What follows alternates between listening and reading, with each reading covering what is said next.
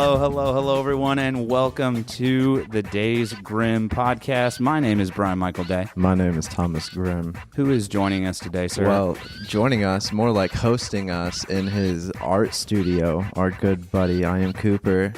How are you? I'm great. Glad Cheers, to be sir. here. Yes, I haven't thank seen you in so long, dude. I know. It's probably been a year. And make sure we get in that microphone, too. Yeah, you're right. You're right. You got to get on it, dude. You're the right. mobile setup, that's one thing we've been doing this year. Doing more, rather. Last year, we did a lot of them. The downside, like I was telling you, is that you don't have the luxury of, like, the give and like, so much. There's just not a lot of give. Because we don't have amplifiers, we're tied into this little box here. But I think being able to shoot somewhere on location, Yeah, and especially like to be able to be in contact with an artist such as yourself and to like pull up to where like your creative juices flow. Not only like helps you feel comfortable, but like I think it also gives people like a cooler insight. Like all your artwork's in your background. Mm-hmm. Yeah. I wonder how many times we've invited people over to the podcast, much like yourself, and they're like, "Oh, it's residential. Oh, they have a basement." You know what I mean? Like, Yeah. Are they worried? You know, maybe. I don't know. I thought we've been trying to do this on and off, but you're so busy traveling. I mean, world-renowned artist from the 812 area that 812, baby we're boo. in. But like, it sucks because like the second one we were gonna do, I was so excited that I had to go out of town, and then it was Wes got to fill in for me, so it was cool to see That was like tight. you and Wes and your That's right, dope yeah. relationship. He's a great as he podcaster fills too. in. Yeah, I hope he continues on with that, picks that back up, and keeps going because he's so good with just conversation. but catching up, you spent like how many months in London? 6 months, January to July. So half of last year was spent in the UK, the Yeah. European region. I don't know, is London in the UK? Yeah. Brexit. I don't know. I'm not going to pretend like I know. I think Ireland is no longer part of the UK now. Then, like, you come back to the States and then you get married like within 2 months of being back stateside. Yeah. So like you and your wife are planning a wedding while in another country. That's right. Yeah, it was the craziest time of our lives because when we went over there, January 15th, we flew out. But early December, so we had an apartment for 2.5 years, about the same size as this fire station here. And we lived upstairs and worked downstairs. I was like, this is the best place. Like, we can live and work here because if not, we got to go find a home. We want to buy And a a home. studio space. And a studio. You're going to have the 2 payments. It's like, this works. We got all of our stuff here. We don't need anything bigger. So we tried to buy the unit from the apartment complex. And he was like, nah, I don't want to do that, and just split up one unit. I was like, okay, bummer. You know, we're about to leave in like 2 weeks, and we're trying to like figure out what we're going to do because at that time we were moving all of our stuff into a storage unit because we were giving up an apartment so we could save money for 6 months because once we got back, we wanted to buy a home.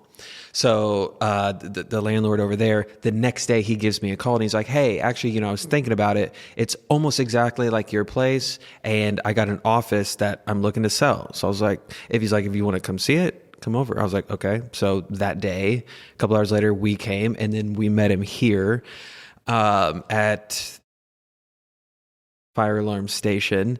Nice. And so 10 years ago, the city was going to tear this down. What? Yeah, because it was just in the back, there was like the windows were out and crackheads were in there and like there was no windows. And so he came in and bought it from the city for $100, right? What? Yeah, $100. Yeah. A steal, but It sounds like you got in late, honestly. a little bit, yeah. I'd say so, yeah.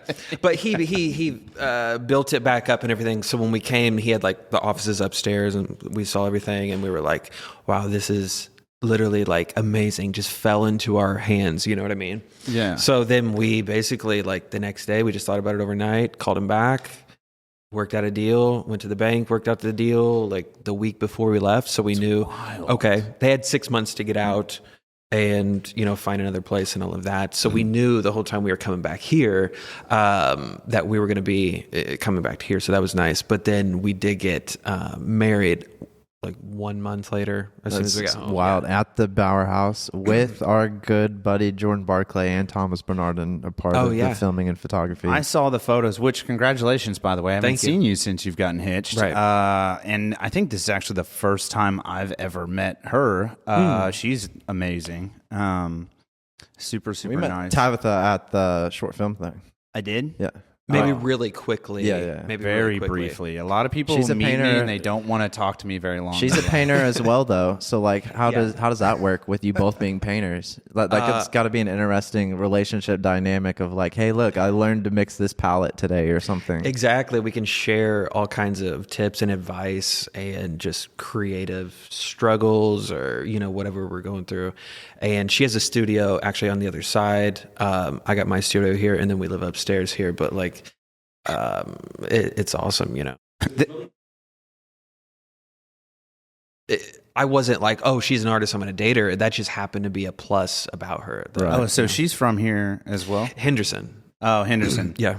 By it. I mean, close enough. Yeah. By adoption. Dude, so I wish that's the one thing that like we don't have with the travel pod is like a screen to show. But there's a guy in Indy that I went to school with that like worked for a news station, and then the news stations upgraded these new camera recording systems. But the way they do the news now, it's kind of like these cameras that Mr. Beast used in Beast games. Yeah, I know what you're talking about. And so like when they did that, like he stopped working there but bought their old camera equipments and stuff, and so now he's filming like all kinds of like super dope, like the guy that did the late night show Leno or whatever was just in Indianapolis, and like he's filming State Farm commercials and stuff. But one of the guys he just did a video with was like a vintage painter, more pinstriping line work, like calligraphy or whatever you would call it. Yeah, fancy. Mm-hmm. But like he just did a whole thing on like painting ornaments and like old saw blades and stuff like that. And I thought like it was dude. pretty that's neat. cool. It made me think of like you. I was like, man, imagine if Cooper was out here painting people's ornaments by, It's wild, dude. People are so creative though. Like there's no limits on creativity. Like, you know what I mean? Like I would have probably never thought of that. And then like someone did, and now he's probably turned it into a business and people love it and everything. There's a lady on Instagram, and I can't remember her handle. That's the second bummer about doing the traveling pod. We don't have like a TV that we can like show stuff and whatnot. But there's a woman on Instagram. God, I wish I could remember her handle, but she's great. She goes to these car shows and stuff. She's a car enthusiast. Hand pinstripes. No, she takes a like a wheel grinder. I've seen this. A metal wheel grinder, and the ones with like the handle, so you hold the grinder and then it has like another perpendicular handle, and she will like turn this thing on high speed with a metal grinding wheel on it, and she will like sign her name in calligraphy with this metal wheel thing on people's cars. Wow. And these are like really expensive cars, like candy paint jobs and stuff like that. And they're just like, yeah, she's so well known in the car community that they're like, oh, please sign my car. Wow. And she'll go to a truck bed and just, and there's no going back. There's no going back. And it's beautiful every time. She's so good with that machine. That's crazy. Since COVID, I guess social media and artistry has always been a thing, but like since COVID, it like pushed people to be more artists and stuff like that. Like, do you TikTok? Like, do you post your art like on TikTok or anything along those lines? I probably started like a TikTok a year ago, and I think I had 4 posts, and then I was like, I can't do this. Like it's a whole nother craft for me to like process. Paint and then try to set up phone and camera and then like do my own edits on like videos and photos and stuff. Like it's so much just to like do in there and stuff like that. Like I just don't want any other distractions. Like I'm just building Instagram and putting everything there, and like I don't really use like Facebook. And then TikTok was just like, okay, TikTok's more video, I guess, and it takes a lot longer for me to like do the videos and all of that, right? Like I can take a quick photo, put up on my story a couple times a day or something like that. That's not really that much time, but like doing the videos consistently every day like that, it was just like, I can't, this isn't really for me. And it's like a whole nother craft you have to learn to push your main craft, and your main craft you're excelling at anyways. It's not like you really need TikTok for that boost. And like, if I'm finishing a painting like once every 2 weeks, it's like, people are on TikTok every day posting a video. Like I don't have anything to say every single day. day that I want to like put out there that I think is like worthy of being out there. Like I'll show you my finished work when it's done, and that's every 2 weeks. And it's like, this is a very fast paced app. It didn't really. I will say, it does. You know what I mean? It does move really fast. Like I could see, and I have seen like guys or gals that do like murals. They'll do like a time lapse, of course, of a shorter, smaller mural. Yeah, you see stuff like that on TikTok, but like in a studio finishing art, I wonder how many people are actually posting that kind of content, because like you said, I mean, how often can an artist like time lapse start and finish a painting and have something to post daily or even weekly at that point? You know what I mean? Because you're working on a piece for longer than a week, I'm sure. Of course, yeah. You know what I mean? But there's also other artists who do paintings in like an hour, and they have like, they use just like color and it's kind of abstract or whatever it might be. And then maybe that's a good route for them too, you know? So I think it just, for me, that mold wasn't ever like enticing or something. So but I feel like the way I see this going is we're going to spend a little time catching up, throwing out some creative ideas, and then we're going to get into like your creative process a bit and like what inspires you and aspects. But like so like you get to London, you have an art exhibit in London, so you've already taken the canvas off, rolled them up, sent them over there. Do you re-stretch them, or does somebody over there like assemble them on canvases for you? So they will, So I'll take them off the stretcher here, and then we'll roll them up in the tubes and ship them over. But for the residency in 2024, when I was there, they allowed me to work out of one of their gallery spaces. So like I would just pick up the works that I needed, you know, and then we didn't have to kind of do that back and forth. How much touch up? Like, do you ever have to retouch up a painting after it's been rolled and shipped? No, never. No, it's a very safe. Yeah, that's a great process. Yeah, that's dope. So then I believe we talked about it a little bit last time. Like, you get to design the space your art's displayed in.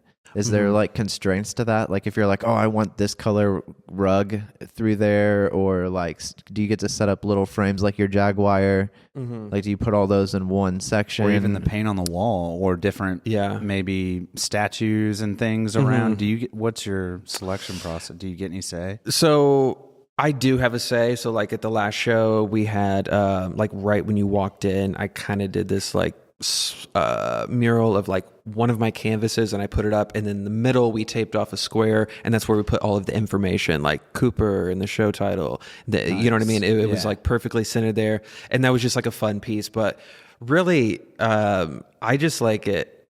I'm probably like OCD, so like when I go into a gallery, sometimes they have all of these extravagant things going on, and there's plants everywhere, and you got to walk around objects. I just like it for now, just like paintings on the wall, exactly where I want them, thinking about color and sizing, and then just a very clean, nothing on the floor, no rugs, all walls white, kind of just like, you know, all of the color is in the canvas, you know.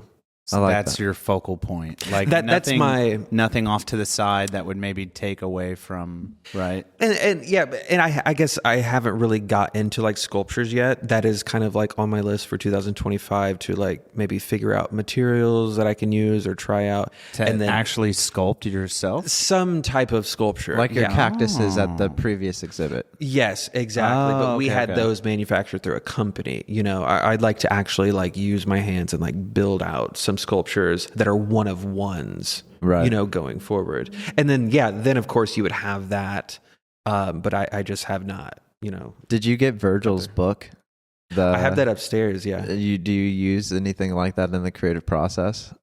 Books, of course. I mean, I have like some behind me over here, 30 there, there's probably like 30 there, and then there's a ton upstairs. Like I always have books open, and like artists are always doing that, like taking from other artists and then like finding inspiration in it some way, and then like putting your spin on it. So like continuously buying new books and then finding new ways to patterns. You got a piece of fabric over here with a flower on it. Exactly, like new patterns and stuff like that. So like I'll buy like architectural design books and interior design books, and then, you know, take certain things that I like, elements out of that, and then take other books and just find, like just like flower field books and stuff like that. And then I'll take Different floral designs. and like combine them into collages and things like that. Yeah. So, and it's actually really time. I never pre-plan my questions. I just don't. Yeah. Tom made me today for whatever reason. I have like 5 pretty decent questions. Now that we're talking inspiration, though, with the books laying around and stuff like that, I had a question planned, and I kind of want to expand on it. So the question I originally wanted to ask you was, where do you most often find inspiration? And how do you know if it is a good idea or not? But I would also I'll have you answer that question, but I do have a follow-up after that in relation to the books. So where do you most often find inspiration, and how do you know if that's a hitter or that stinks? I like it. No one else is going to like it. Right. I like Cheetos sitting on a plate though. You know what I mean? Yeah. So where do you find this stuff? And you could maybe even talk a little bit about the projection that we were talking about earlier too. Yeah. So I think where I find my inspiration is just like magazines, books, on the internet, blogs, art blogs, Pinterest, just typing in, boho interiors, eclectic, and what I'm always looking for is just like new trends, which provide new colorways and stuff that are out in the world now, or they soon will be in 3 or 4 months when whether it's a fashion company and you put all your the 2025 colors on the jackets, you put them out. I'm always looking for that stuff because that's what we do as artists, right? We paint the times that we're living in. We reflect the times that we're living in, or you're making the jeans of the future or whatever if you're in fashion or something. So I'm always looking for the next thing that I think people are going to like, that I also like, and incorporating that in, whether it's a color or these brand new the leopard lamps that I'm doing. Like I saw that in a magazine that I got a couple weeks ago, and then I did one and I was like, oh, this is so cool. And then we've had family come into the studio and there's 20 canvases around, and every single person walked over to that and was like, this is cool. What is this? I'm like, okay, so that's a new thing. And then maybe that's how I can say oh, this was a good idea, because I didn't say anything to anyone.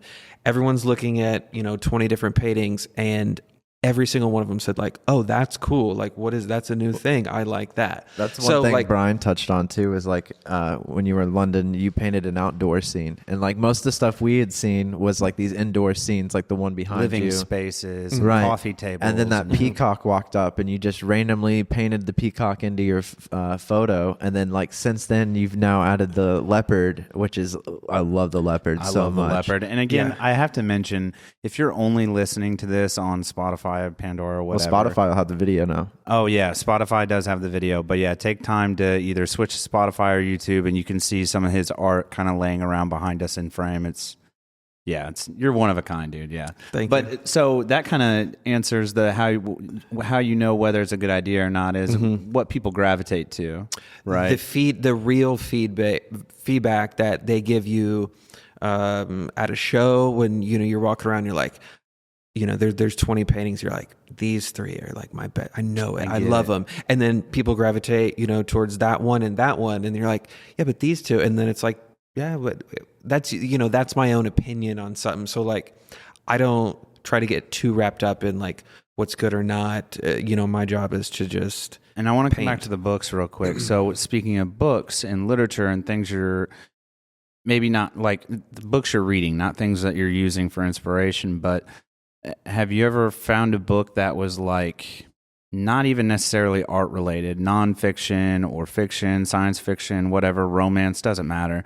But have you ever been reading something and then it turned into inspiration for something, a piece that you were this scene right here is it, what for whatever, you know what I mean? Something completely non-related to art per se, like painting a Tesla art. robot.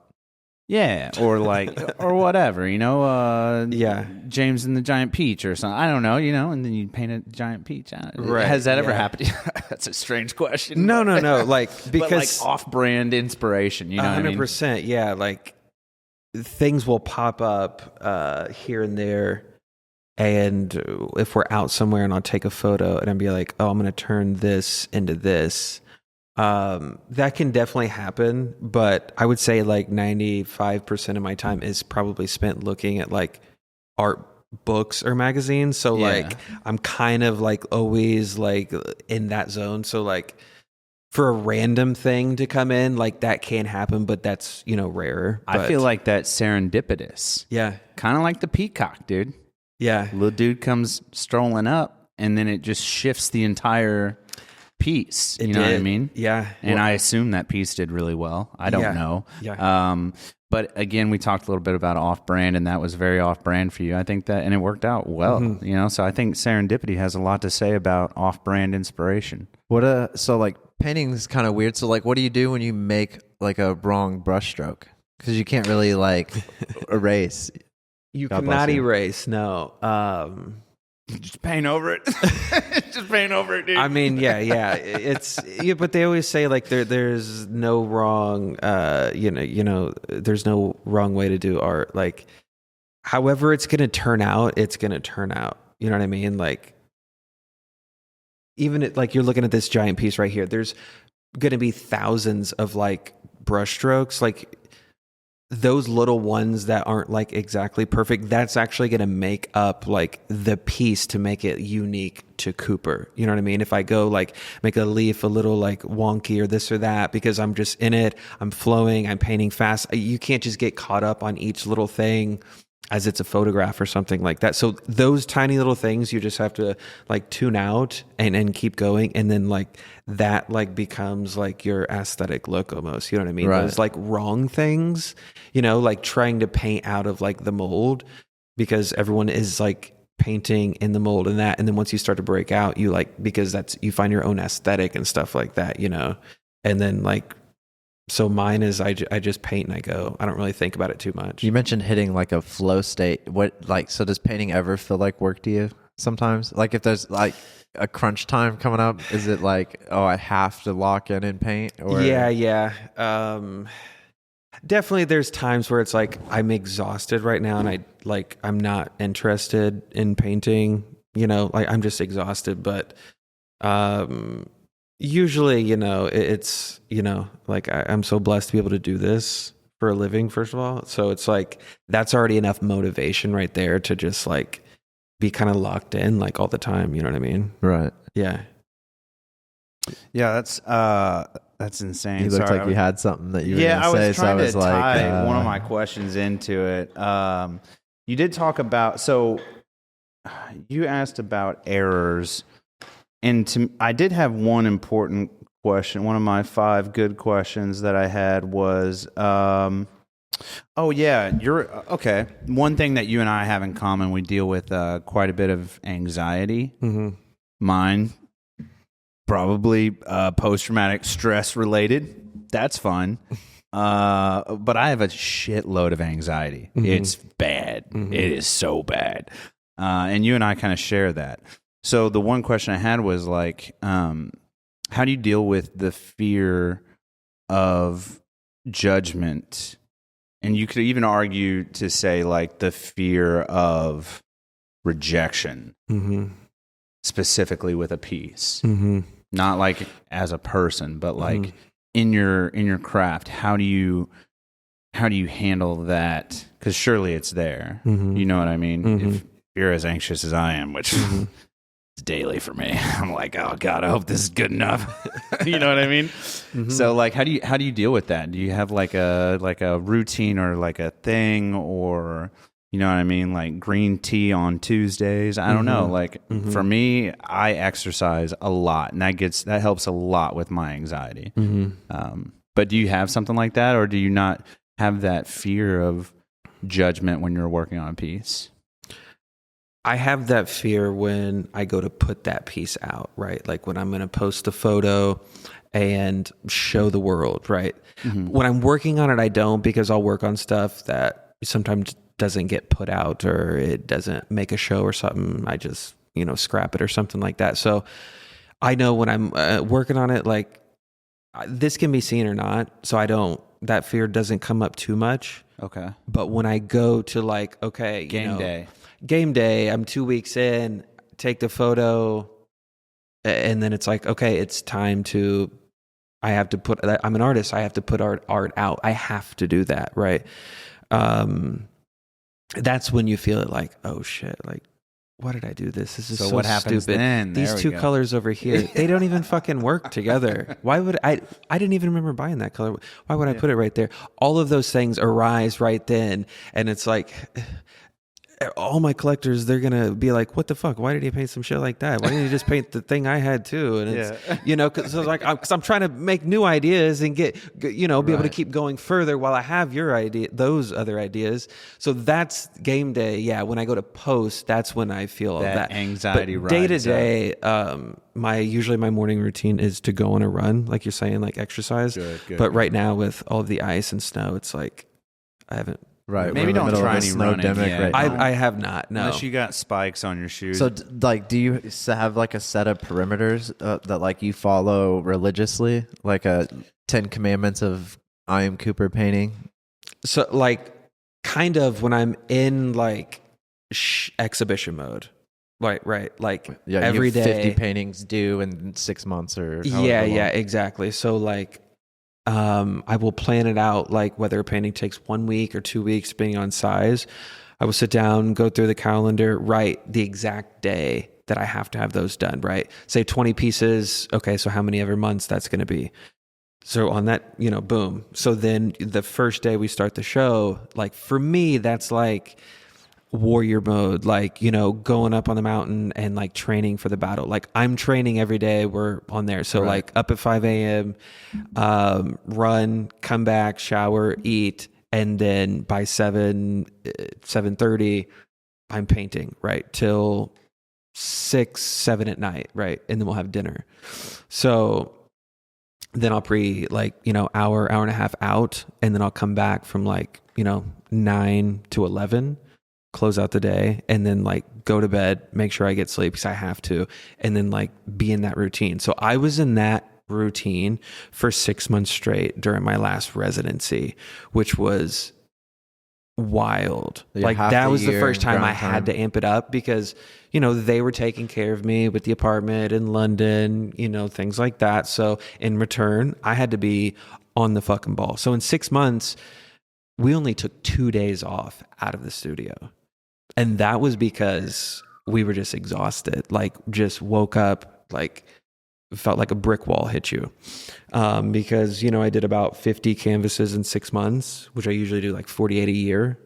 So that was a really, and so when you get that's aggressive. That's an aggressive amount of canvas. It was a lot. So when you go to put on a gallery, right? And you just said 50 canvases for this art installation. That's so many. Do you have a drawing book or several books that's themes of all right, I have 50, 60 probably in there because you're going to scrap some of them, and then these is interior, and then you have a whole nother binder of just some quick animal sketches, so you separate you stay organized. Exactly. So I'll have files on my computer of this and this, and I'll have quick sketches down, and you're saying I'll probably have 100 quick sketches, and I'll take the best ones and then keep working on those. So I remember working on sketches flying over to London January 15th when we got on the plane, finalizing stuff because I knew once we got there the next day, it's game day,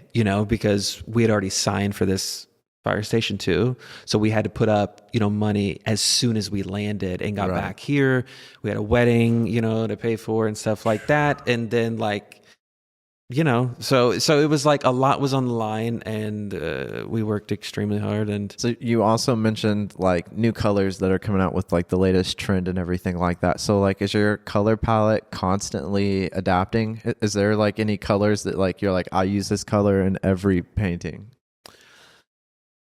You know what I love, and people love a good brown, You know what I mean? Like Doesn't different love shades of brown, dude. Yeah. I love a good and black. I Yeah. like Oh, Black brown. and Always everything. black, for Yeah, sure. I wear black shoes, black pants, black shirts, black. I love black. Yeah, 100%. I'm wearing a black turtleneck for every podcast this year. Actually, the rest of the year.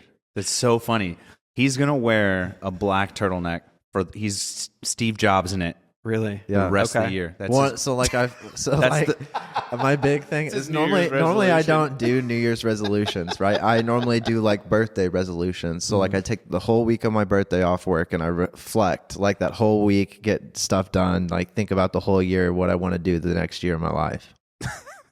So I don't really do New Year's resolutions. So I like to do my New Year's resolutions as something like clowning or like easily obtainable. So I asked Brian, I was like, it's either going to be like wear one single outfit for like every podcast, like any main thing, like just wear one outfit. Cause like Steve Jobs and like creative people said, like if you limit your creative choices, Yeah. then like that can flow into your creative endeavors of like, oh, you're not thinking about what the way, you know, I'm grabbing this and wearing this and every day or whatever. Yeah. So it was either that or not lose any competitions. And so by doing that, I would not enter in any competitions for a year. yeah. So I chose the Steve Jobs look. You're a wild boy, dude. You're a But like wild color boy. palettes, so your color palette's constantly changing, you would say?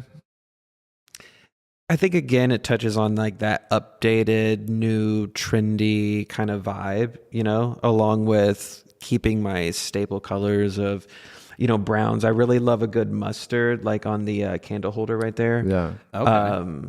I love a good mustard yellow, and then And mushrooms are coming in like all kinds of painting scenes nowadays. a little bit, yeah.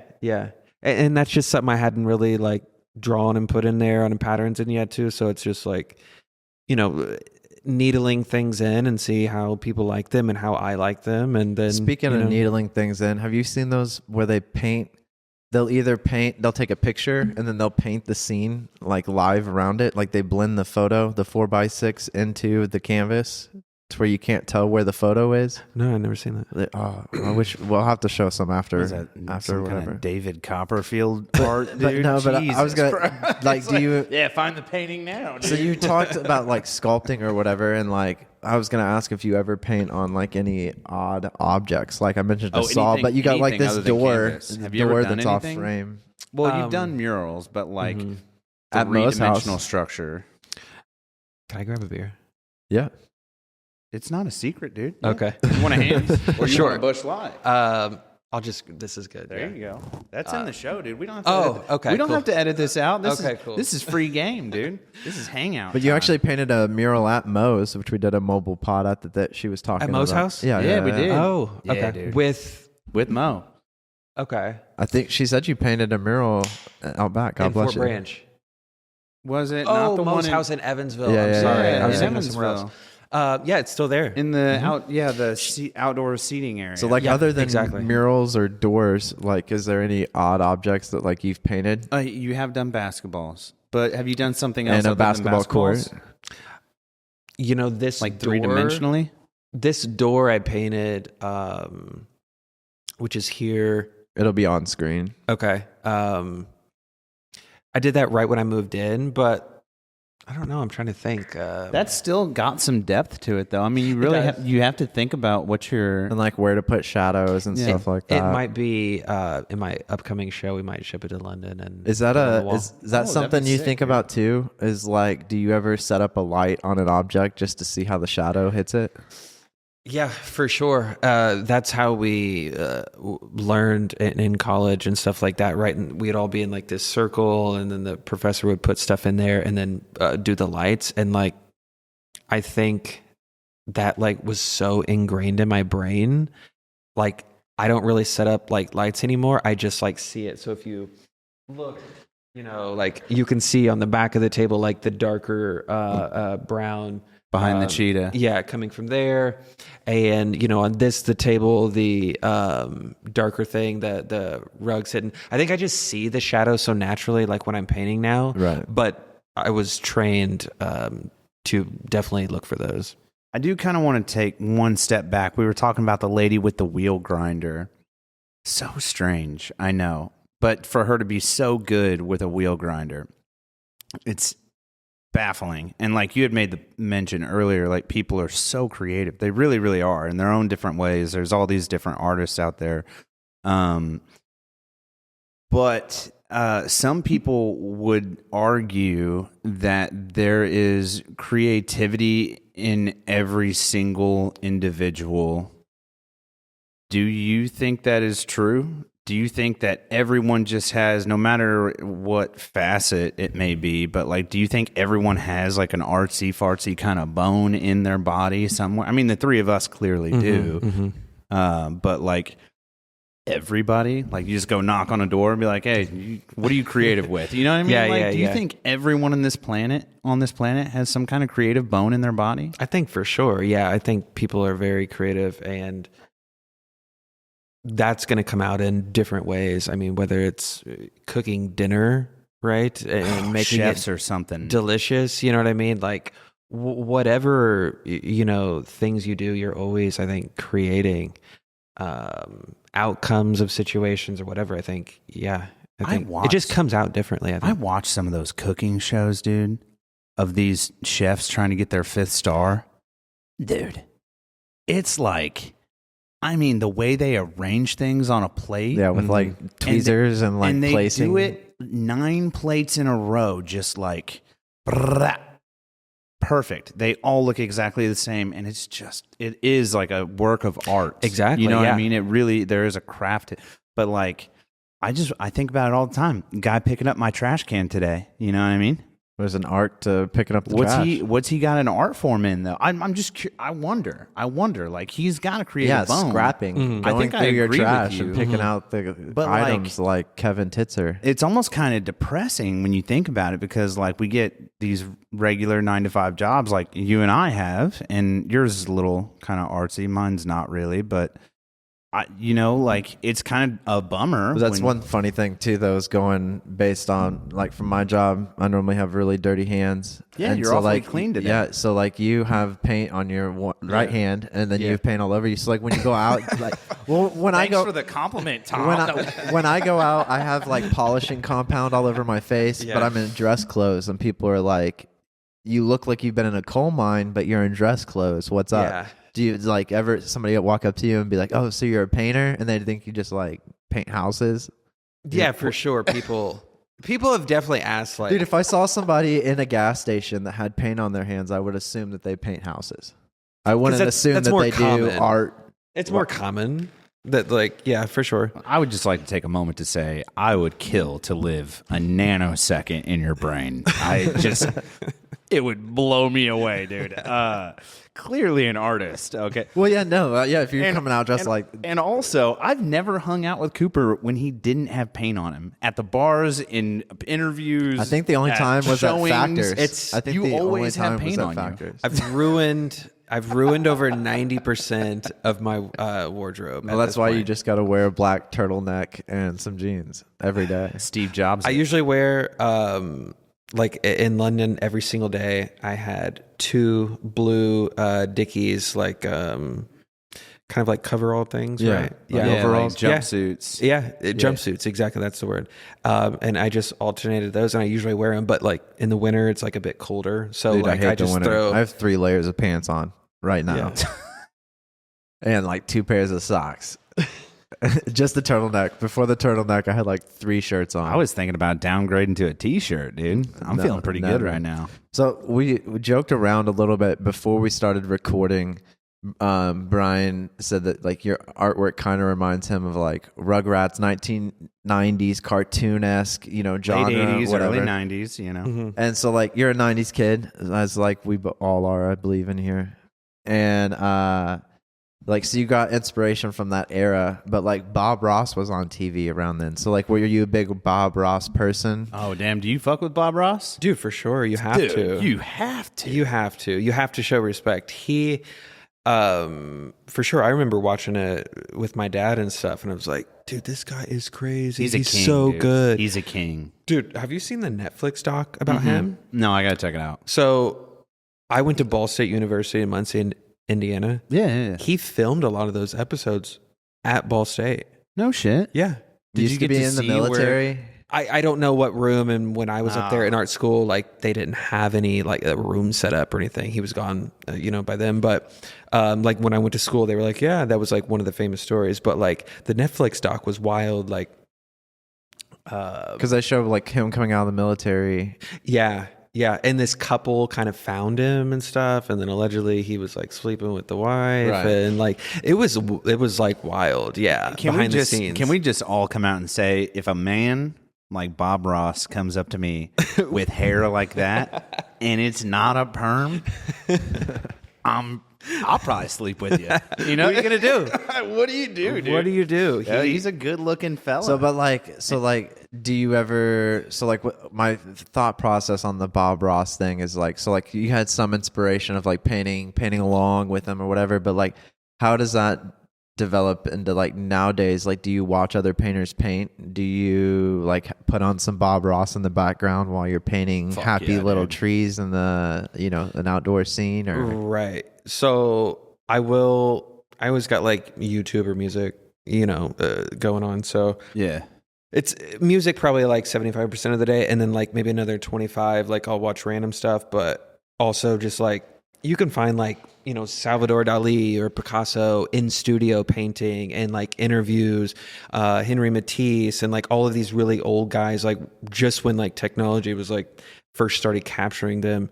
And then like you got Hype Art, Hype Beast, and a lot of these like cool channels that show you artists from all over the world and stuff too, and interviews, and you can listen on how they like speak about their work. That's one nice thing, like, because like describing your work is very hard. It's like everyone always comes up, it's like, oh, it looks so great, like tell me about it. And it's like every time I just want to say like, just look, I just fucking made it. I don't know, like I wasn't thinking about it, like it's just what I do, like I just paint, but like that's the hardest part. We've asked you, and I think it may have been the first interview we ever did with you, episode, I don't know, 50 something maybe.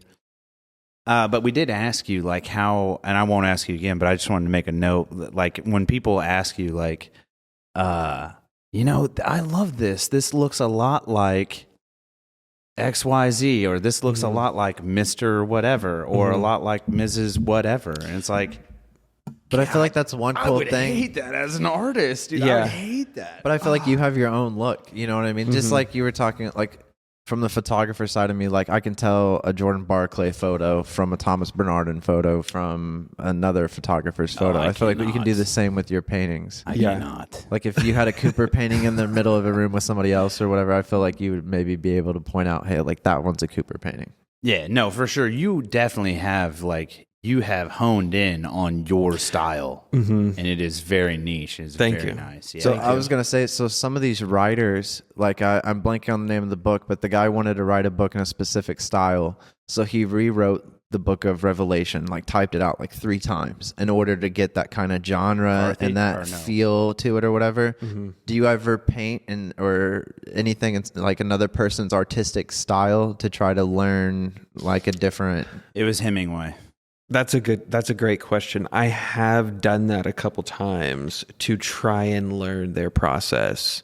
Yeah, because you can find like, Who was it? May I ask? I'd say like, Does it stick out enough? I would say Henry Matisse and David Hockney. They're like both.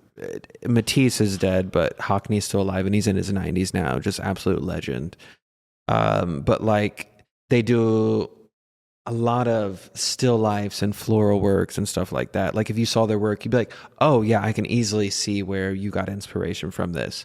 But they do it differently, the way they applied their paint and stuff like that. So I think, going through some of those and just finding maybe, even if it's one thing you found like by doing this whole painting that you can take over to your practice, I think all artists should do that. So right now, a lot of your canvases, you're selling artwork via canvas and a gallery.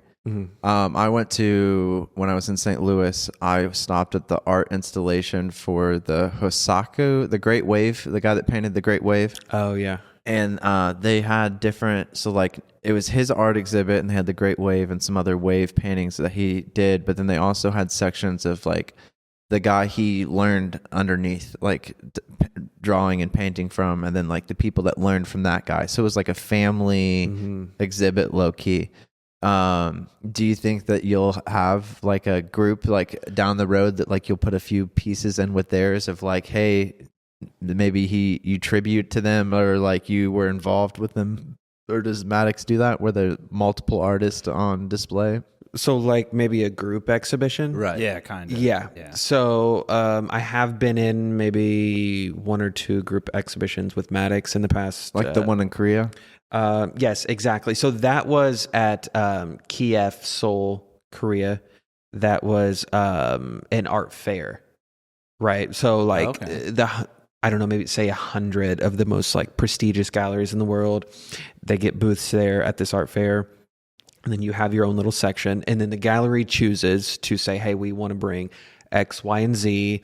Or sometimes a booth will just say, hey, we're going with one artist, and they fill, their entire small booth, because they're relatively small booths. It's not a big, it's like a warehouse, and then everyone's got their thing. So they might have, only 6, 7, 8 paintings, and it's the year of so-and-so that's, doing fantastic work and people love it. Or you get picked and you can be one of the 5 artists in those cool spaces, which is really cool because you might not show there again, really. Right. How fucking sick is that you got picked? I didn't realize. I knew you had shown. Yeah, in but Korea, but I didn't know the pre. Well, and they took sure. like 3 artworks from his exhibit that was coming up in a couple months, so he had to fill those 3. How sick is that, dude? Because Maddox probably has 100. Oh, of course. I mean, contractors or whatever that your proper term is. I don't know what they call you, but they've got to at least have 100 of you, and for you to get selected, like that's for sure. That's fucking nice. So also in this, it's an honor. Yeah, good work, for sure. Brother. Also, when I went to this art exhibit, they were talking about stamping. So like from canvas to where like you can basically make a stamp of the painting and just stamp it on a canvas or another paper, or like not getting a canvas but getting a photo of your print. Yeah, like a reprint. Like, is that in the future for you think? So like if I wanted to get this leopard but I didn't want to pay for the giant canvas and the big price tag, like could I get a cheaper poster version? You know what I'm saying? Can I get a picture to put on my iPhone wallpaper? If you come to the gallery when it's hanging up, you can snag a photo. Yeah, or now. So I think this year we're planning to do like an actual print drop, a limited edition print. Nice, dude. Okay. And so that'll be in a canvas that we talk about later on. And do they print on canvas? No. It's not on canvas. It's on like special paper and stuff. So it'll be like, 1 out of 50, or you buy 5 out of. It's still like pretty 50. exclusive, though. Yeah, it's very exclusive. You do a small number of it, but it's just on paper, like special paper, and you frame it and things like that. It's not like an actual canvas. Yeah, it's not. Yeah. So for like things like this, like you could never like get this anywhere unless you buy the canvas. Yeah. Sick, dude. That's so fun. So then the paint takes a while to dry, as we all kind of know. I mean, some paint dries faster than others, but when you're painting layered things, like what do you do when you're in that creative space and that juice is flowing, but you just have to wait for that paint to dry? Like that, talk about anxiety. That's the anxiety that I would think of, like when it comes to like, oh, I'm painting this leopard and I'm so in the zone, but I got to wait for this first layer to dry before I can even put the first spot on it. Before I can do the dots. You know what? I almost never have that problem because I use acrylic paint, and really that problem only happens with oil paint. Oh. Oil it could take weeks, days. Acrylic paint dries in a minute. Ross use? Probably lead-based paint. That's a crazy thing. Have you thought about that? Like if you would have been born 200-300 years ago, you'd probably be dying of lead poisoning now. For sure. You would have lost an ear. For sure. 100%. Yeah. Have you tried painting upside down, like, or on your back? Like, who's the guy that Michelangelo that painted the ceiling? The Sistine Chapel. Yeah. Chapel. That he painted laying on his back. What? Dude? Standing upside We had to down. do a project like that in school where you laid underneath the table. Exotic all of a sudden. You dude. laid underneath the table and you had to paint from your back. Yeah. Like, Right. do you ever do any weird workout things like that? That's a workout in painting. I feel like. I think you could just ask him, have you ever painted up? You know what I mean? Like I know on what you scaffolding or something? Well, I yeah, you painted got a on giant scaffolding, like, but not like straight up. over me. I've never painted like a ceiling or, you know, even like on a ladder. It's just like right in front of me. But I'd say the only problem with me is just like, because it's a canvas, you have the sizes smaller. It's just like after some time, it's like, fuck, my right shoulder fucking hurts, dude. It's up in the air for hours a day. Right. It's like, what's gonna happen when I'm 50, dude? Yeah. It's like, Yeah. Well, and that's the only problem. You're going to need ever- Tommy John surgery. Yeah. What's going to happen. do you ever paint with your other non-dominant hand? No, but I always thought if like something like Happen? happened to my right arm and I didn't have it Why anymore. would you say that? Why would you put that in the universe? Dude, next week he shatters his right arm. He brought it up. God damn Hey, it, Tom. we had a guy on the podcast that does charity work and his dog paints. All right, let's He drop puts a this paintbrush topic. on his I don't dog's want mouth. to jinx you. I've All right, seen that. No, I just, to wrap that up, I always thought like, you know what? I just start painting with my left hand and it would be a new style because it'd be so awful. I would just have to like, as an artist, I'd have to Use it. just figure it That's out. what Rick Rubin talked about in the Yeah. creative act. Was like, if you're a painter and you paint with your right hand, do a few paintings with your left hand, and you may learn something new. You may develop a new style. You may. Yeah, it might just be this wrist twists a little bit different. Oh, I didn't know it looked like that. You know what I mean? Mm-hmm. But going back to like earlier, I had asked you about like how you know if something's a bad idea or not. You kind of like, you said you kind of judge it off of what people are kind of gravitating towards in the interim, like when they come and visit your place or, you know, another gallery where nothing's really necessarily on for show yet. But one question I do have is when you put a piece up, and you can reference like a specific piece or just in general, like how do you hope that your art resonates with the viewer?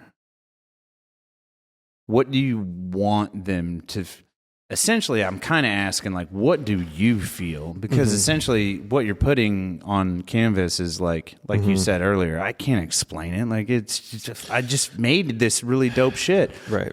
What is that feeling? And what do you hope that they're getting by looking at that super sick leopard right there? You know what I mean? Yeah. Like I think, emotions or all anything. of that is involved, but I think, you know,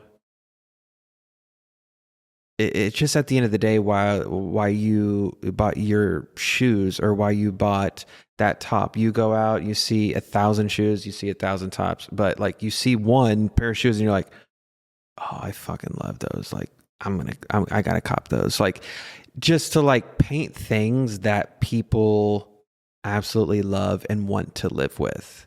You know what I mean? Yeah. Just like Infatuation.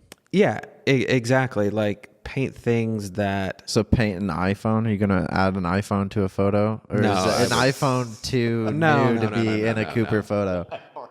Bro, I'm a huge iPhone 1 fan. If Honestly, I saw an iPhone 1 sitting on the counter on one of these, you know, I was really proud of that question. I thought we were gonna. It was a great question. I thought we were gonna break some ground there, and then Tom just shit all over it. I So know thank you, it. Tom. Appreciate that. well, yeah, like other objects that you would consider too new to be in one of your photos. Like do you have a time period you're consistently trying to hit for your photo? Like a lot of them have records in them, or this Oh, that's old an school yeah, floral like- pattern. Are you living in a universe in a certain time frame? You know what I mean? Like we just said that, like, you wouldn't have an iPhone sitting on a counter in a photo of yours. I wouldn't paint an iPhone, no. Well, It's- I just mean like you wouldn't have an object that like you would see, and think of a cell phone or like a modern, like a laptop. You wouldn't paint like just something like. No, it's too new and like there's no nostalgia behind it. Like I like things with boom. I envision like, you know, when you're a collector and you buy a painting of mine and you have it in your hallway and you walk by it in the morning, you know, on your way to work, and then when you get home, like there has to be a feeling, right? Like you're going to spend money. There has to be a feeling when you walk by of like ultimate joy and love and like connection at the end of the day. You're drawn to that and you want it around you. We have things in our home that we want around us because we're connected to them by some story or some past memory that, you know, you just want to think about all the time because it's such a good thing. So like I paint things that like I think people want to live with, and then there's nostalgia, and there's my memories there that I think I can share with other people. You're living in a part of these people's houses. Like when people send you a photo of your painting in their house, you're like, right, low-key living with these people. Well, and then also vice versa. They're kind of living with you, or you're taking to like the painter and the person who purchased it. They're both just in reference to that painting. They're both in this time and space, and at some point you both felt the same nostalgia, you know what I mean? And that's actually, that answers the previous question pretty well, like about what do you want them to feel. Like you want them to look at it and feel kind of like a little nostalgia, you know what I mean? Like a little 80s 90s kind of, everybody had the big TVs and the big stereos and everything was like way bigger than it needed to be. I don't know why we hadn't figured out electronics yet, I guess. I don't know. But yeah, it is very nostalgic. Yeah. And at the end of the day, right, like a canvas is just an energy source, right? Like I'm putting down energy in patterns and color form that other humans are going to live with. And, you know, at the end of the day, I just choose to paint love into that energy. And people want to live with love and have that in their house. Whatever shape that love takes form in colors, or through a cool cheetah lamp, or whatever floral pattern on a table or something like that. All of those things are made with love and the colors of love for, you know, that to work and for people to want. Right. And you mentioned the mushrooms on the lamp behind. Is the leopard in frame right now? So on the leopard lamp over IAMCOOPER's right shoulder, there are these little mushrooms, and I think that's really neat. But it made me think of a question earlier, and I just remembered it. Do you ever do like, and hopefully I've never asked you this before, do you ever do like little hidden gems in paintings? You know what I mean? Like little tiny, like, well, if you look under the coffee table behind the back right leg, there's a key, and that key means XYZ or what. Do you ever do? I don't know what those are called. Easter eggs. Easter egg. Yeah. Do you do like an Easter egg type of thing in your paintings at all, or have you ever? I just did this painting. You don't have to spoil it if you don't want. Yeah. No, it's all good. But I just did one. It was this conversation pit, and then there was flowers all behind it, and different colored flowers. And then I put like a couple ladybugs, and then I put like, the flowers are probably, you know, yay big. And then I put these tiny little ladybugs, like 4 or 5 of them, just like here and there, like surrounding the butterflies. And then like I was showing, you know, Tabitha, and then she got like really up close. I was like, oh, I see it now. That's so cool, you know, because like there was so much going on in the canvas. Like you would never just see it, you know, 12 feet long, but like once you got like this close, you could see it, and it would just added another layer and story to it. So like I just did one of those. It's really cool. It's a cool idea. Yeah. I'm glad that I don't think I've ever asked you that, and I'm glad that I now know that, because your art would be like the perfect art to like put tiny little signature, you know, Easter eggs in somewhere, like maybe you were a big NSYNC fan or something, and you, or like 98 degrees or something, you put like a little 9/8 in a somewhere, and it just means something to you, maybe, right? You know what I mean? Right. And whoever gets it or buys it, you know, maybe one day they'll see can it. ask, and it's a story for them. I think it's really neat. I think that's cool. What are you gonna try any new animals this year? In 2025, like, are we going to see like a monkey or an octopus or an octopus would be dope, right? Like a Cooper. I don't know how you get an octopus would be fire. I want to do some different different animal lamps, because I do love my interiors and my still life scenes, and I think maybe doing like a dinosaur lamp just a couple other things. I think that I'll start to, I think this year in 2025, bring a little bit more animals in. And what about like house games, like that monkey chain game? You know what I mean? Like just adding like little, you don't think you'll ever add like a house game on a centerpiece table or anything, like old school You mean like chess or something? Yeah, like chess or just like definitely. Monopoly. Chess is already something. in a mock-up for one of my works that will be shown in London. Yeah, chess blew up Yeah. after COVID. It got like a whole revamp to it. But and then speaking on like learning new things or like, oh yeah, all right, take a quick timeout. Yeah, for sure. Here we go. All right, we're back. But yeah, okay. So we were talking about you possibly learning like a new shape or a new animal or whatever. We were kind of joking about an octopus. God bless you. Or we weren't joking about an octopus. No pressure. Right. Okay. No pressure. Would be sick though. But one thing I did want to ask is like, as an artist, you kind of have to like keep growing. And then like, I know a lot of artists call it like evolving. So what does that look like or mean to you? Like just the definition of evolving as an artist. Mm-hmm. I think for me, I showed so once I got back from my show this past summer in London, I got back and then I had my first group museum exhibition in Torrance, California, just right outside of Los Angeles. So that is growing to me, being picked and chosen as one of 12 artists in the world for a group museum exhibition, which there was, a really big Los Angeles artist that I've known forever. He's with one of the biggest galleries in the world. He was also in there. So like I've been looking at his work for like 10 years, and then now my work's like in the same room with his being chosen. Wild. What's it like to spitball with some of those artists? Because like you get to meet that guy. I didn't go. Oh, okay. I didn't. It was actually the weekend of my wedding, so I had to choose the wedding. Right. Well, I mean, you didn't have to. No, I'm joking. We had already rented the date.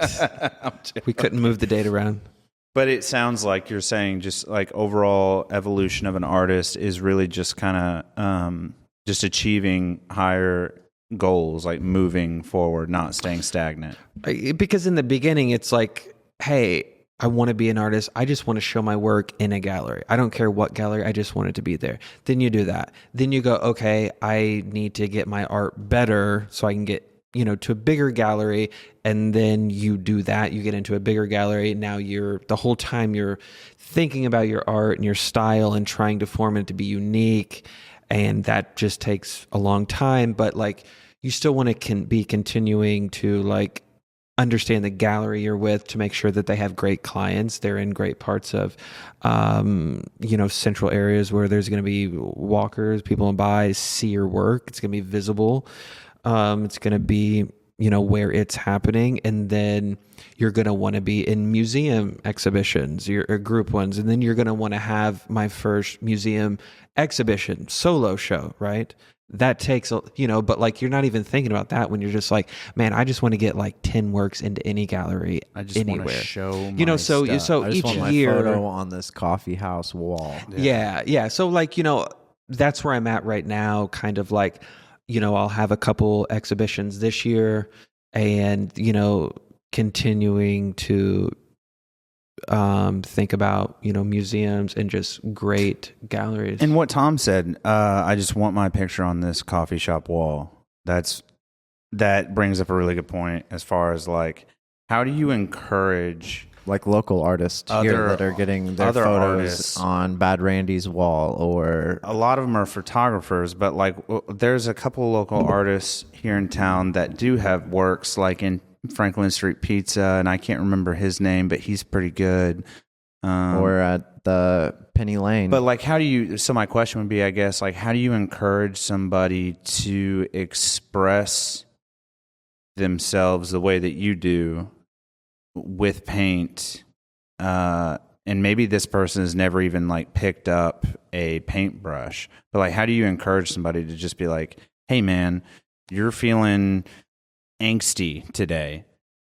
Here's how you should put it on canvas. Like, do you have you ever had an instance like that where like maybe they're a painter or maybe they've never painted a day in their life, but like, have you ever encouraged somebody to use painting as an outlet? Like, Put your love on this canvas. Put your anger on this canvas. Put your whatever on this canvas or on this paper or whatever. Right. Nobody ever told me I should paint or I should get into painting. That was just a passion that I had that kind of led, it's like you're saying, into an outlet of putting my anxiety and self on that canvas, right? And that's really what it is at the end of the day. But like, no one ever told me to do that. And if, anyone ever asked me how do I do this or that, I would definitely help guide them from my knowledge of what I know. But like, as far as just like going around, I guess I don't really tell people like, that. Hey, like you should go get some paint and do this. Like, but if you want to do that, you should definitely, try it out for sure. I got some fun questions here. Would you and your wife ever do painting with a twist? Like attend a painting with a twist? Like, is that a date night idea? You and your wife they get naked and they put paint on? No. That's a different kink, Brian. Oh, my bad. Painting with a twist is like where like you and your wife go and join a painting class and they're like, all right, today we're going to paint this mountain slope scenery. And it's like paint with numbers via God bless you. Instructor.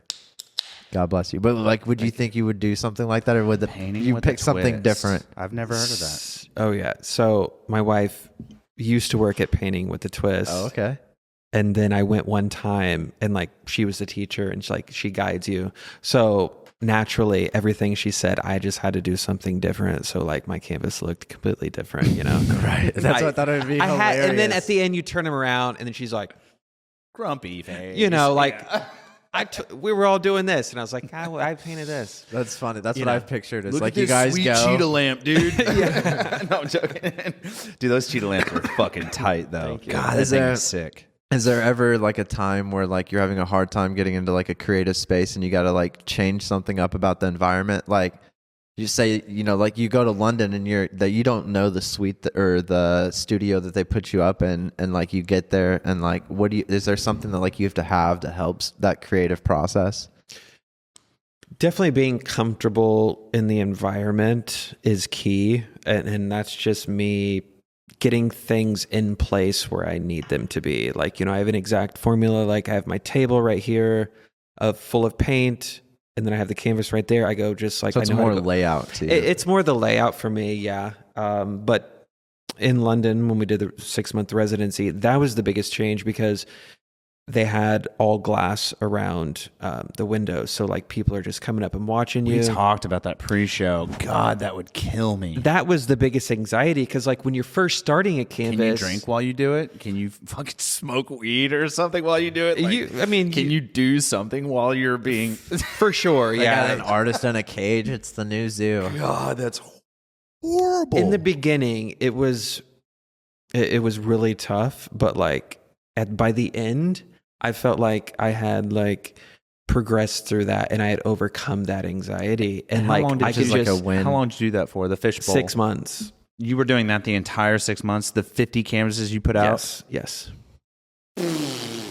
Every day, Monday through Sunday. So how often do you wake up in the middle of the night, like say 2, 3 a.m. and you have an idea? Like, do you run down here and start painting or sketching, or like, does that happen as much anymore? I usually go to bed between probably 2 to 3 a.m. because I'm still down here. So like by then, like I'm so exhausted, I'm mentally wiped out for the day. Yeah. So what happens when you see something that you want to incorporate down the road? Do you just snap a photo of it on your phone? I probably have like a lot of notes, like the notes app. Yeah. And then I'll just write stuff down like, hey, do blah, blah, blah with blah, blah, blah. And then I'll just look. I do the same thing with jokes. Yeah. What's your least favorite part of the creative process? The least favorite part? Spending money. Washing all the paint off your hands. Paint can't be cheap. Not at this grandeur. You know what I mean? Spending money is probably up there. Not at all. Washing paint off your body's got to be up there. Yeah. I mean, to put a show together, it's thousands of dollars. Ugh. Yeah. So that's the least favorite part is... You know what, to be honest, that doesn't bother me at all. Like I went to LA with $1,000 in my pocket. I put it all on paint when I got there in my career. I've never thought about spending money on art or paint or spending too much for my career to get what I needed to progress on and have everything I needed for a show. I've never even thought about that. How often do you have to buy new brushes? Dude, I'm rocking with some brushes I've had for like 3 years right now. Really? And they're For on their real? last leg, but like Nice, dude. they just feel so good. Is and it stuff. horsehair? I don't know. I would have to look. Dude, I was hoping you were going to be like, no, it's actually Norwegian Yeah, it's porcupine. ostrich. Yeah, I paint with ostrich, and I thought there was like some kind of like magical hair that you had to like paint with, like that was like a bragging thing for painters. I thought maybe like, no, these are. you ever like, use like a yeah. Walmart bag to put a pattern on, or like some people like do some like weird, like do you have an off-brand object that you'll like dab on to Not get brushes. a texture? I just use the brushes. Yeah, Did you do sponge work or anything like that? I don't know. No, it's all brushes. All brush. Yeah. Really? Is there like an exotic paint? Like, is there a paint that you have that's just like stupid expensive for some odd reason? I mean, the brand Golden is probably the best acrylic paint on the market. So Take like notes, young painters, take notes. So like just like the tiny tube like that like you can use just to fill that blue vase up. Yeah. That could be $30 right there with just one tube. Wow. And you're gonna have to put 2 or 3 layers on it. Do you So, ever like- do your what's the paint tool where you put the different colors in? that you it's pull the from? thing you hold, the board. Yeah. Do you do that? I used to, but I don't anymore. I just like because now I don't buy the tubes. Easel? Is it an easel? An easel's what you set the painting on. Yeah. Oh, I'm sorry, I didn't mean to interrupt. No. I'm blanking on it too right now. But A lot of people do peel videos of those, so where they paint on it so many I've done a times few of and those they- on my Instagram, and have that's you really? that's honestly why I used the thing, because like then when I get done, I just kind of like wipe it on there, and then I would do a video, and it was like, okay, that's fine and fun, but like I just didn't feel the need to Have continue. you to ever do that. limited your palette of like, hey, I'm only going to use the color blue in this painting, and I got to find 100 different shades of blue from this blue? Ooh, That's something that I've thought about for a long time, because like one color. like Picasso went into his blue era where he did that, right, with all different shades of blue, right? It was like a sad depression thing. So I would maybe like, not pick blue. well, I think blue really works out. Well, you got to think about when you're mixing, white and black and light and darks, how The range that you can get. the range that you can get really and stuff. And so who knows? But in the future, yes, I do want to do that. Is that but a problem you ever have? So like, I want to paint my room, and I can go to Sherman-Williams and say I want this color, and they use the machine and it gets it that color exactly. How much of a problem is that by eye for you to know that I put 3 parts green in this and 1 part yellow and 1 part white? Like, I was never good with fractions. not at all. Well, like, does that ever happen where like you get it painting and you're like, oh, I really like this color of green, Yeah. and then you have a hard time getting back to that color? It can happen, but I don't let that stump me up too much. I think by this point, I can mix pretty much anything I need and tell. I think you said it best in the very beginning of the interview when we were talking about, I think Tom had asked you a question about something about a misstroke or something. Yeah, like what do you do? You, I think you did. I think that's a really good quote, what he said earlier. For all painting artists out there, it's just going to turn out the way it's going to turn out. Mm-hmm. I think that's really great. Exactly. I mean, you get to see the color in your hand or your dish or whatever before you put it on the canvas. Get it close and is that something that you think, 100%. send it. And it is what it is. Yeah, it's going to turn out the way it's going to turn out. Yes. can you pre-mix a bunch and then just like cap it and save it for later? For sure. Yeah, that's what I did with those containers right there. This is like an empty containers that you mix your own mass palette. Yeah. So like you can buy the bigger containers online that instead of just the tubes at like the store or something. So I'll buy those, and then like inside that, like that pink one or blue one, there'll be like 4 or 5 different already mixed up pinks. Nice, So when I'm dude. working on like a vase or something, when you got to pop a shadow, like I can just mix a little bit, because I don't like everything to just be straight solid. Like Right. when you're looking at this, like there's a little bit of other stuff to just Variation. give it a little effect, right? So Like you said, it's the not body, a print. the character. You think- Yeah, give it character. So like I'm always like having one of those with multiple like colors of each, and then just however it comes out of the thing, that's just how it's gonna lay. You think in the future there'll be like a home Keurig for painters, or like that machine at Sherman-Williams where it mixes the paint to the color? Do you think eventually down the road you'll have one like in here where you're like, oh, I'm just gonna want this color with this variation, and it does it? I wouldn't trust that. Really? I trust my own hand. So he's and my not own gonna. eyes. You're not a Tesla robot. You wouldn't get one. Oh, that's yeah. It wouldn't just sit back and say, paint that. Not even like it could That's do your. a great question. It could shovel your drive while you're in here painting. What he just said is a good observation. That's an excellent observation. If you've ever read the book or watched the movie I, Robot, there is a reference to robots and whether or not they can dream and paint. And then like the humans having this conversation with this robot, and the robot says, of course we can dream, of course we can paint. And he's having a rebutting argument with the individual as he's like drawing. He recreates like I don't know, like a Picasso or something, just like with one hand while he's in full conversation in a matter of like seconds. It is terrifying. Have you played around with AI at all? Like, have you plugged any of your own images in? Yeah, what do you think about that? I never have. No. Do you hate AI? Do you hate I don't. artificial art?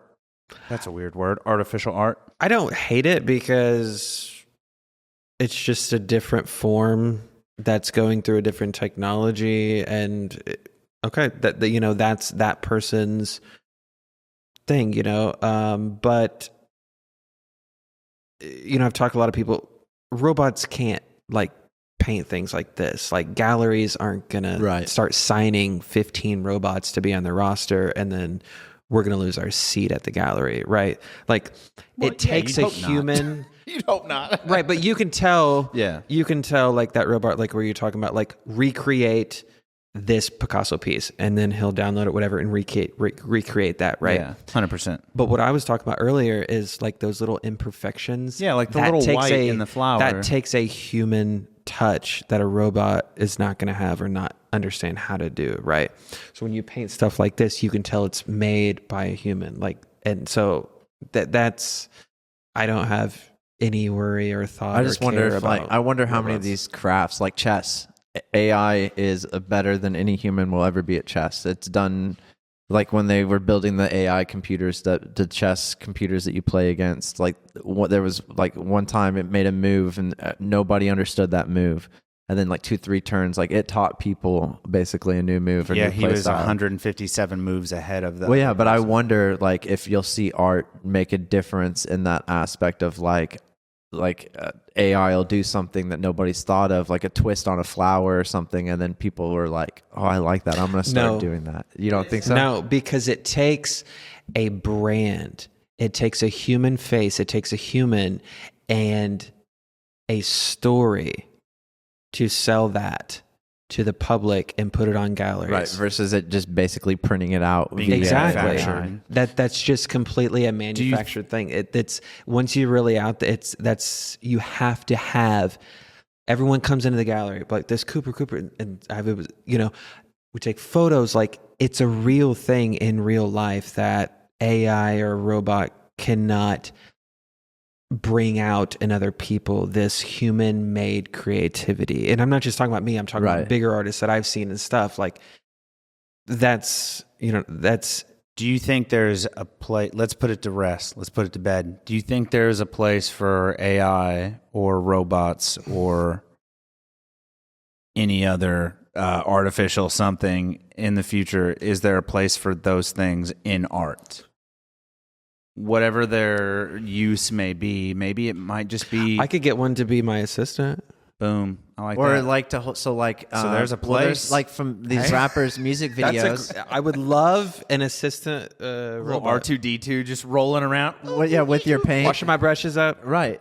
but like or like cameras, like there's like some Kendrick or J. Cole song in the music video where the camera was programmed to make this motion or whatever while it was recording to get this look. Yeah. And so like I wonder if you could like basically, I'm gonna paint here, record this time lapse from the exact same place. Like there'll be parts of AI that could like make your creative process maybe content easier. marketing. Right. Yeah, just like out their eyes, they just As far We as scan got them. 12 cameras in here, and at the end Yeah. of the day, it chops it up and releases content from your art studio. It could do that and like task, but like not physically make the art. it can't physically make the art. I've seen videos of like these robots in galleries and museums before, and it's just like they're basically just doing this with like What if they a crown. What or if it something. scanned you, watched you paint the painting, and then recreated you painting the painting there in the building or something? You know, I feel like That's down hot. the road there might be cool little That's hot. aspects of. But like, don't you want a human to do it? And then like, Yeah, but you're in London and this art gallery is in California.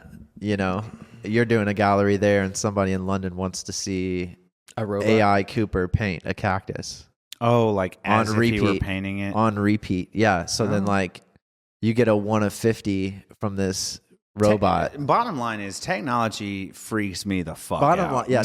There's just no telling where technology. There's no can go. end to it, and There's I not. don't know. We're already seeing like 3-dimensional artworks being. We already created. have computers computing in an alternative reality, essentially. Yeah, it's wild. I'm terrified. Yeah, when they connect that to AI, that's when it'll be really scary. I don't know, man. You see, like Cooper painting from Earth 34. You know, you know, like Jesus. Yeah, and you won't- tagging trains. You know, an alternative timeline or something. Have you ever messed with other paints other than just like acrylic, like spray paint or anything along those lines? Honestly, no. No. always been acrylic. Yeah, because I Nice. started really in college, and then that's what we did. You know, Is there a way to even get lead-based paint anymore? Like, would you ever do like an old school Russia. style? Russia. I don't think there's any reason to do You're that. painting in a hazmat suit.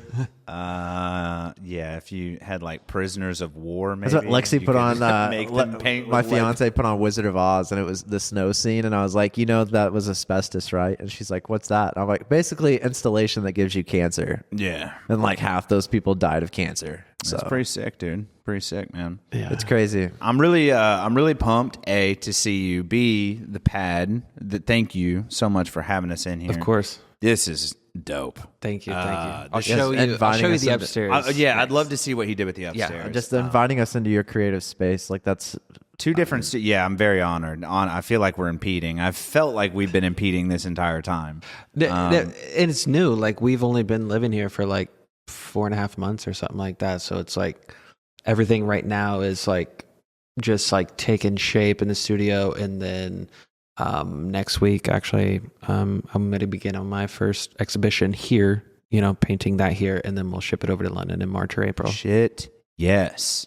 Shit, yes. I'm so pumped for you, dude. instead of asking the dark moment question, I want to ask, what was there, like, is there a city that, like, before you die, you want your art displayed in that city? That's a good question. Ooh.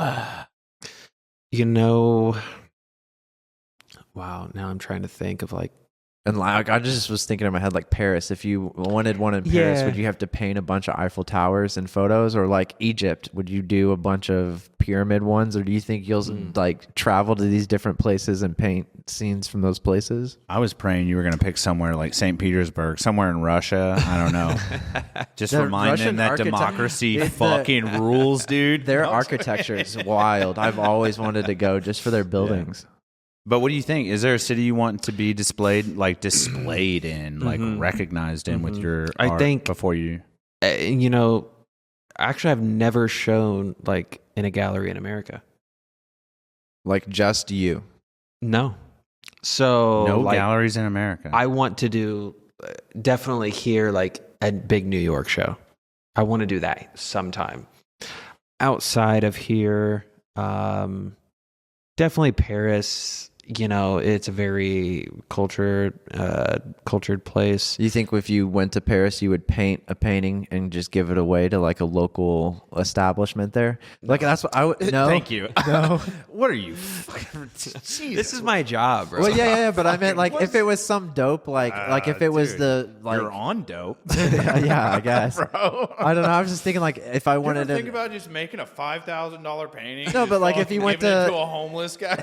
No, What, dude? but like if you went to Paris and like there was some like I'm just historical teasing. building I just like there, give you a hard time, dude. you could like donate it, and then you know that like that painting is going to stay on this wall in Paris for 20 years. I see In where a your head's at. very like one odd situation like that, yes, if you were approached by a prestigious company or building that or said, hey, something. we're picking you to have your artwork displayed, then you're always going to say yes. Of course, that's an honor. But, you know, so, like in London, I go around and draw some stuff right here of the city. Then, you know, I give that to the gallery and then we hang it up and we sell it. So what something you take away from your wife's like out? She mainly paints windows and stuff like that, right? Right. So then like they have like gold fill that they can put on windows and stuff along those lines. Like, do you ever take anything like that and incorporate it into your work? Or does I've it not never done translate it. the same? I know some artists who do that like all the time. Like if you ripped a canvas, you inlay it with gold, like what they used to do with broken vases in like Asia. Oh yeah, I know what you're That'd be talking dope. about. Yeah, that's fucking sick, It's- dude. That's it's- pretty rad. It's very cool, but it's I don't think it really fits into my art right now. Right. Yeah, it's a little. It's like that's kind of bougie. Not to say you're It not is. bougie. No, it is, It's though. kind of bougie. It's another level. Yeah, you're like, and then if you make it real gold, it's like, all right, dude, Right. fucking settle down, Donald Trump. You know what I mean? Fucking gold signs on everything. Fucking everybody just chill out. Cheetah's eyes gold or something. I don't know, man. But Cooper, Dude, it's been yeah. a pleasure. Thanks for An having honor, us in your actually. Pleasure creative and an honor. space. Seriously, thank Yeah. you so much, brother. It's always amazing to get somebody from Fort Branch, a little bitty town on the outside of Evansville, that's a world-renowned artist. Like, it's a pleasure to say we know you. Yeah, man. So 2 famous things have come out of Fort Branch. IAMCOOPER and Mousetraps. So seriously, That man, came thank out of you. Fort Branch? Yeah, man. I just made that He up. made that up. But I'm not saying no. no, I've I'm never not saying no though. So maybe a Google search. Seriously, No. thank you so much, brother. We appreciate you. We love you. Yes. I'm very excited to see what's coming next. Congratulations on the wedding. Everything's been great. So this is another thrilling episode of the Days Grimm, right? Yep. My name is Brian Michael Day. My name is Thomas Grimm. And I am Cooper. Thank you guys so much Yeah, for no coming to the problem, dude. studio. Thank you. This has Thank been you. Thank you. fantastic. Thank you. Thank you.